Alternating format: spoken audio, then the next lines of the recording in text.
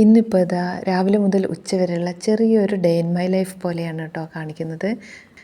School തുറക്കാനായിട്ട് ഇനി കുറച്ച് ദിവസങ്ങളല്ലേ ബാക്കിയുള്ളൂ. അപ്പോൾ അതുവരെയൊക്കെ ഇങ്ങനെയൊക്കെ തന്നെയാണ് കേട്ടോ.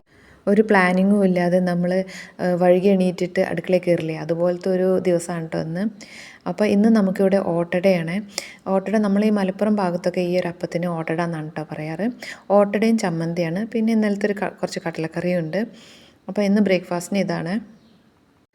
അപ്പോൾ കുട്ടികളൊന്നും എണീറ്റിട്ടില്ല, ഞാൻ അവരെ ഉണർത്താനും പോയിട്ടില്ല. ഇനിയിപ്പോൾ കുറച്ച് ദിവസം കൂടെ അല്ലേ ഉള്ളൂ സ്കൂൾ തുറക്കാൻ. അപ്പോൾ അവർ കിടക്കട്ടെ എന്ന് വിചാരിച്ചു. അപ്പോൾ നമ്മൾ ബ്രേക്ക്ഫാസ്റ്റൊക്കെ ഇവിടെ ആയിട്ടുണ്ട്. അടുക്കളയിലുള്ള കാര്യങ്ങളെല്ലാം കഴിഞ്ഞിട്ട് പിന്നെ ഞാൻ തലേന്നത്തെ ഫുഡിൻ്റെ വേസ്റ്റൊക്കെ കൊണ്ട് ഒഴിവാക്കും. അതിനുശേഷം നമ്മൾ സിറ്റ് ഔട്ടൊക്കെ ഒന്ന് തുടച്ചിടും കേട്ടോ.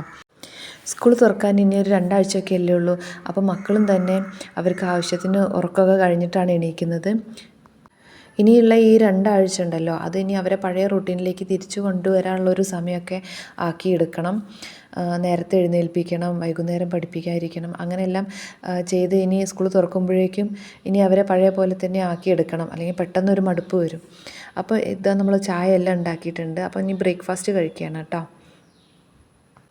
നമുക്കിവിടെ നല്ല വേനൽ മഴ കിട്ടിയിട്ടുണ്ടായിരുന്നു കേട്ടോ 2 ദിവസം മുന്നേ. അതിന് കൂടെ നല്ല ഇടി മിന്നലും ഒക്കെ ഉണ്ടായിട്ടുണ്ടായിരുന്നു. നമ്മളെ വീടിൻ്റെ അകത്ത് ഒരുപാട് സാധനങ്ങളും ഈ ഇടിയിൽ നമുക്ക് കേടുവന്നിട്ടുണ്ടായിരുന്നു. അതിൻ്റെ കൂടെ വൈഫൈ കണക്ഷനും പോയിട്ടുണ്ടായിരുന്നു കേട്ടോ. അപ്പോൾ സാധാരണ മക്കൾ രാവിലെ ഭക്ഷണം കഴിക്കുന്നത് ടി വി കണ്ടിട്ടാണ്. ഇപ്പോൾ ടി വി ഓണാക്കാൻ പറ്റാത്തത് കൊണ്ടാണ് കേട്ടോ ഇവിടെ ഇരുന്ന് വാശി പിടിച്ച് ഭക്ഷണം കഴിക്കുന്നത്.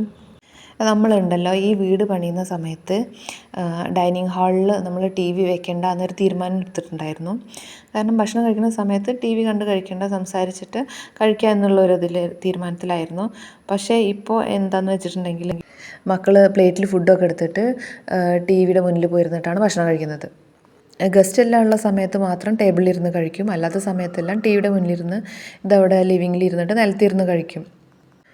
ഇതിപ്പോൾ ഭക്ഷണം എല്ലാം കഴിച്ച് കഴിഞ്ഞിട്ട് ടി വിയിലൊന്നും കാണാനില്ലാത്തതുകൊണ്ട് ഗെയിം കളിച്ചിരിക്കുക കേട്ടോ.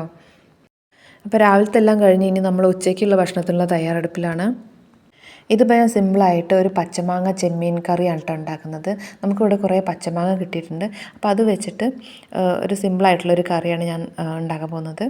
ഇതിപ്പോൾ ഈ ഒരു സീസണിൽ മാത്രമേ നമ്മൾ പച്ചമാങ്ങ കിട്ടുന്നൊരു സമയത്ത് മാത്രമേ ഉണ്ടാക്കാറുള്ളൂ കേട്ടോ. അതുകൊണ്ട് തന്നെ എല്ലാവർക്കും, കുട്ടികൾക്കും എല്ലാവർക്കും ഇഷ്ടമാണ് ഈ ഒരു കറി. ഇതേപോലെ തന്നെയാണ് കേട്ടോ നമ്മൾ പഴുത്ത മാങ്ങ വെച്ചിട്ട് മാമ്പഴ പുളിശ്ശേരി ഉണ്ടാക്കില്ലേ, അപ്പോൾ അതും കുട്ടികൾക്ക് ഭയങ്കര ഇഷ്ടമാണ്. നമുക്ക് അതൊക്കെ കിട്ടുന്ന സമയത്ത് മാത്രം ഉണ്ടാക്കുന്ന കറികളല്ലേ.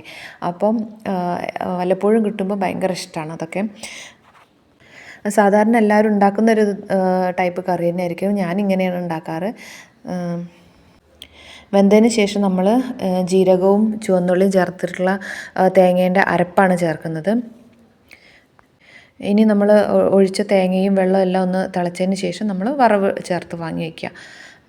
നല്ല രുചിയാണ് ഈ ഒരു കറിക്ക്. ഇതിൻ്റെ കൂടെ നമ്മൾ ബീട്രൂട്ട് തോരനും അതുപോലെ തന്നെ കൂന്തൾ ഫ്രൈയും കൂടി ചെയ്യുന്നുണ്ട് കേട്ടോ. സ്കൂളിലൊരു ദിവസമാണെന്നുണ്ടെങ്കിൽ ഇതെല്ലാം രാവിലെ ആവുന്ന കാര്യങ്ങളാണ് കേട്ടോ. അപ്പോൾ ഇങ്ങനത്തെ വെക്കേഷൻ ടൈമിലായതുകൊണ്ട് തന്നെ നമ്മൾ എല്ലാം മടി പിടിച്ച് പതുക്കെ ചെയ്യുന്നത് കൊണ്ട് ഭക്ഷണം എല്ലാം ആക്കുന്നത് ഉച്ചയാകുമ്പോഴേക്ക് തന്നെയാണ്. ആദ്യമൊക്കെ കൂന്തൽ വറുക്കുന്ന സമയത്ത് ഇത് നന്നായിട്ട് പൊട്ടി തെറിക്കുമായിരുന്നു കേട്ടോ. അപ്പോൾ നമ്മൾ അടച്ചു വെച്ചിട്ടൊക്കെയാണ് വറുത്തിട്ടുണ്ടായിരുന്നത്.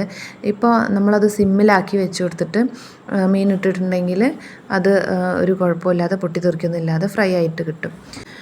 അപ്പോൾ ചെറിയ മോൾ കഴിക്കാനുണ്ടായിരുന്നില്ല. അവൾ അച്ചച്ച വന്നപ്പോൾ അച്ചച്ചൻ്റെ കൂടെ തറവാട്ടിലേക്ക് പോയിട്ടുണ്ടായിരുന്നു. ഞാനും സാത്തുവും മാത്രമേ ഉണ്ടായിരുന്നുള്ളൂ കേട്ടോ കഴിക്കാനായിട്ട്. നമ്മൾ ഭക്ഷണമൊക്കെ കഴിച്ച് കുറച്ച് നേരം ടി വി ഒക്കെ കണ്ടിരുന്നു. അപ്പോഴേക്കും നമ്മളൊരു ഇലക്ട്രീഷ്യനോട് വരാൻ പറഞ്ഞിട്ടുണ്ടായിരുന്നു. കഴിഞ്ഞ ദിവസത്തെ ഇടിക്ക് നമ്മളെ ലൈറ്റും ഫാനൊക്കെ പോയിട്ടുണ്ടായിരുന്നു പറഞ്ഞില്ലേ. അപ്പോൾ അതൊക്കെ ശരിയാക്കാനായിട്ട് ഇലക്ട്രീഷ്യൻ വന്നു. അപ്പോൾ ഇത്രയുള്ളൂ നമ്മളെ ചെറിയൊരു